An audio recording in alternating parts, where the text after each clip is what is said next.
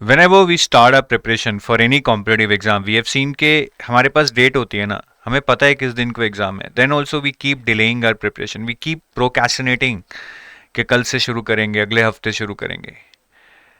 और आरबीआई के केस में तो we don't know even about the date.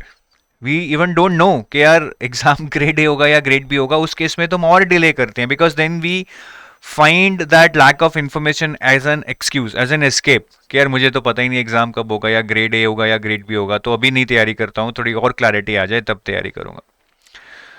तो ये डिले की क्या कॉस्ट हमें पड़ती है और हम इसको कैसे हैंडल कर सकते हैं, ये बहुत ज़रूरी है आपको जानने के लिए. बिकॉज कहीं ना कहीं आप इस डिले से गुजर रहे हैं. You are facing this delay in your preparation.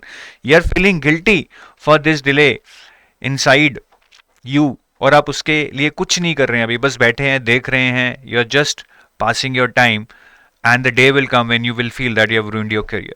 तो ये वीडियो ज़रूर देखें. और ये चीज़ बताने से पहले कि डिले की क्या कॉस्ट है और उसको कैसे हम सुधार सकते हैं, I would also like to tell you about a free course. तो अगर आप आरबीआई डोमेन में नए हैं, this free course is obviously not something that will give you the entire study material for free, but it will help you get started. किसी भी exam को crack करने से पहले पढ़ाई तो करनी ही करनी है, साथ में बहुत ज़रूरी है कि हम उसकी एलिजिबिलिटी पैटर्न को अच्छे से समझें. We also see the previous year questions कि किस लेवल के क्वेश्चंस आ रहे हैं, मुझे कितना जोर लगाकर कितना डेप्थ में पढ़ना पड़ेगा.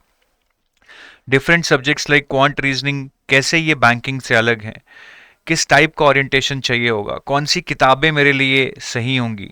Similarly for ES and FM, if somebody is from non-finance, non-economics background, how can he still manage these subjects? क्या पढ़ना है, क्या नहीं पढ़ना है, किस तरह के क्वेश्चंस आते हैं. So all this about your entire preparation is taught in this free course. This is entirely free. You just need to click on the link in the description of this video और वहाँ से आप इस free course में enroll कर सकते हैं. And I'm sure that it will be the next dose of motivation that you would have always looked for. तो हम डिले की कहानी पे दोबारा आते हैं. हमारा यही चलता है, I will start tomorrow, while time is flying away. दिन, हफ्ते, महीने निकले जा रहे हैं and we are not doing anything constructive. अगर शुरू भी कर लिया है तो एक दो चैप्टर पे आकर अटक गए हैं, उसी में उलझ गए हैं. और जो ये हम डिले कर रहे हैं, इसकी कॉस्ट बहुत ज़्यादा है. सबसे पहले it leads to lot of anxiety, because delay के कारण एक गिल्ट आता है. और जब हम फिर पढ़ाई करने बैठते हैं डिले के बाद, it causes a lot of anxiety कि मैंने बहुत टाइम वेस्ट कर दिया है, मैं ऑलरेडी पीछे हो गया हूँ. फिर हम जल्दी जल्दी करने की कोशिश करते हैं, जिसके कारण we don't have much clarity in the concepts, we don't have much time to revise, which actually breaks our momentum. क्योंकि बहुत सारी प्रिपरेशन मोमेंटम बेस्ड होती है कि हम सही टाइम पे कॉन्फिडेंस के साथ सही चीज़ें कवर कर रहे हैं, रिवाइज कर रहे हैं, एमसीक्यूज में नंबर ला रहे हैं. जब ये चीज़ें नहीं होती हैं, so there is a dent in our confidence which further leads to more anxiety and this becomes a vicious circle. And the cost of delay is not only this. सिर्फ सिलेक्शन खोना ही कॉस्ट ऑफ डिले नहीं है. The real cost of delay is the regret. जो वो regret आता है ना कि यार काश मैं पढ़ लिया होता तो I could have done much better, शायद मैंने एक महीना पहले शुरू कर लिया होता. And we assume a lot of things. हमें लगता है कि यार डेट नहीं पता, but inside our hearts we know कि यार जून, जुलाई, अगस्त, इन महीनों में कहीं ना कहीं एग्जाम होने वाला है. ये तो हमें पता है ना, बट हम इसको भी इग्नोर करते हैं. हमें ये नहीं पता है ग्रेड ए होगा या ग्रेड बी होगा, हमें एग्जैक्ट सिलेबस नहीं पता है, बट कहीं ना कहीं हमें ये तो पता है कि quant, reasoning, English, current affairs and may be descriptive English, ये तो आएंगे ही आएंगे. तो बहुत सारी चीज़ें हमें पता है, then also we keep ignoring them because we want to find an escape, we want to find an excuse, जिसके कारण हम कुछ नहीं करते हैं. और इसीलिए बाद में हमें रिग्रेट होता है because the reality was something different, but we were not following the reality. और ये स्क्रिप्ट सारी सुन के जो मैंने अभी तक बताई है, आपको अच्छा नहीं लग रहा होगा कि यार नहीं, मैं नहीं ये बनना चाहता, मैं वो नहीं बनना चाहता जिसका सिलेक्शन नहीं हो रहा, जिसको रिग्रेट हो रहा है, जो दुखी हो रहा है एग्जाम डे पे, रिजल्ट डे पे. कोई बात नहीं, change the script, take action. सिर्फ बैठ के देखने से कुछ नहीं होगा. Take action, start studying something, show up daily. what is important is you show up daily because the major problem is lack of consistency. हम प्लान बनाते हैं कि हम डेली 4 घंटे पढ़ेंगे एंड what happens is कि हम एक दिन पढ़कर फिर शायद 4 वीक्स तक पढ़ते ही नहीं है. This is what is happening. So rather than thinking के 4 घंटे ही पढ़ना है, लेट्स बी फ्लेक्सिबल. ठीक है, 4 घंटे नहीं, मैं किसी दिन 3 घंटे पढ़ लूंगा, दोस्तों के साथ जाना है 2 घंटे पढ़ लूंगा, शादी पे जाना है 1 घंटे पढ़ लूंगा, टाइम बिल्कुल नहीं है, एटलीस्ट 30 मिनट्स रिवाइज कर लूंगा. Because when you are in this habit of at least showing up daily, you are in momentum. ठीक है, आप चीज़ों से साथ टच में हो. अगर आप 2 हफ्ते नहीं पढ़ोगे, you will feel that you have lost everything what you read and you will try to read it from scratch again, wasting your time which has already been wasted enough. So start showing up daily. Maybe it is for 10 minutes, 20 minutes, 30 minutes. At least you will be in a position where you will feel that you are in touch with your studies.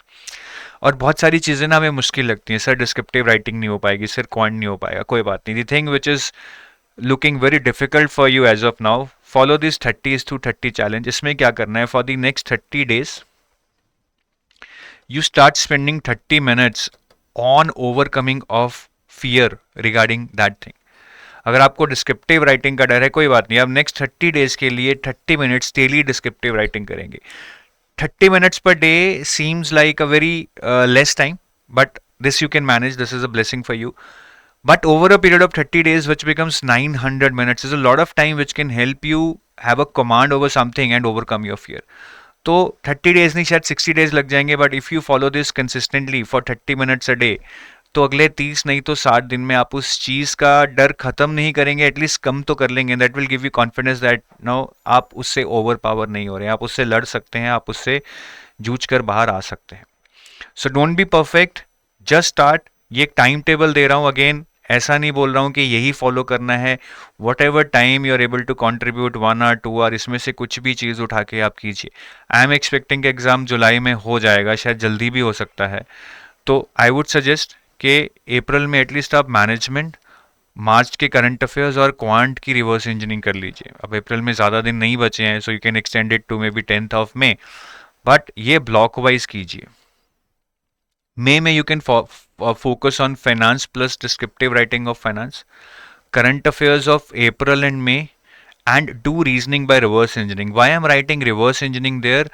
Because it is not the time कि आप सारा scratch से पढ़ें, उतना time नहीं है. If you are working specially you need to do reverse engineering.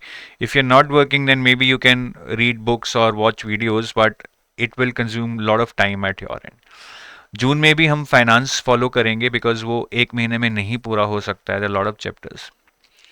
फिर हम जून में करंट अफेयर्स करेंगे जून के, प्लस रिवीजन करेंगे ओल्ड करंट अफेयर्स की, and we will solve lot of sectional test and FLTs because by this time I would have covered majority of my current affairs and I would have also learn quant and reasoning. जुलाई में no if you are no having blessing on your side, the exam might get delayed till July, उसमें आप एफएलटीज और revision अच्छे से कर लीजिए. तो ये हमें प्लान लेके चलना है मोटा मोटा. अब इसमें ईएसआई नहीं है. ईएसआई मैंने इसलिए नहीं डाला कि अगर आप करंट अफेयर्स कर लेंगे तो ईएसआई का काफ़ी पोर्शन आपका एग्जाम का कवर हो जाएगा, but at least some part of static economics you need to read. ठीक है, very important chapters like inflation, monetary policy, fiscal policy, sustainable development and environmental issues, measurement of growth. तो ये कुछ chapters हैं जो आपको करने चाहिए, बैलेंस ऑफ पेमेंट्स.